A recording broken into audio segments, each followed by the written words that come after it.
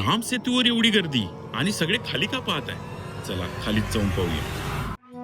आजचा दिवस, आजचे ते क्षण मी डोळ्यांनी आणि कॅमेऱ्यात कैद केले. ते काळजात कोरले गेले आहेत.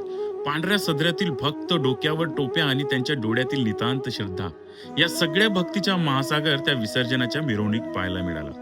प्रचंड गर्दी, देवीच्या शेवटच्या आरतीला उभं असलेल्या हजारो लोकांची, त्या आरतीचे टाळ आणि मंगल धून, आणि बाजूला सर्व देव्यांच्या मूर्त्या, दुर्गा देवी, शारदा देवी आणि आणखीनही कितीतरी रूप. एक वेगळंच विश्व तिथे उभं राहिलं होतं.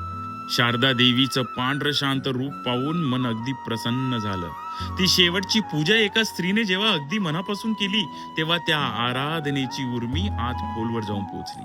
आणि विसर्जनाचे ते क्षण, काही ठिकाणी मोठ्या जेसीबी क्रेनने देवीचं विसर्जन होत होतं, तर काही ठिकाणी भक्तांनी स्वतःच्या हाताने देवीला पाण्यात नेऊन विसर्जित केलं. त्या हातातला स्पर्श, तो भाव आणि ती आत्मीयता पाहणाऱ्यांच्या डोळ्यात पाणी आणणारी होती. ती विशेष मूर्ती, जिच्या हातावर पूर्ण सृष्टी उभी होती, जणू श्रीकृष्णाचं रूप देवीने घेतलं होतं, ते क्षण अविस्मरणीय ठरलं. आणखी अखेरचा निरोप, दुर्गा देवीच्या त्या शेवटच्या तयारीत निरोप देताना प्रत्येकाच्या डोळ्यात उमटलेलं ते प्रेम. पण हे सगळं शेवट नाही, तर नव्या सुरुवातीचा मार्ग आहे. आज निरोप, उद्याच्या नव्या आगमनाची चाहूल आहे. ही भक्ती, हा प्रेम आणि पुन्हा भेटण्याची आशा, हाच आपला आजचा निरोप.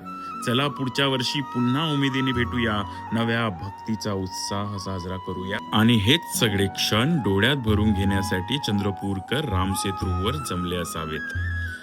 तर चला भेटूया उद्या नवीन उमेदीसह, नवीन ब्लॉग सोबत. Good night and yes, follow for more.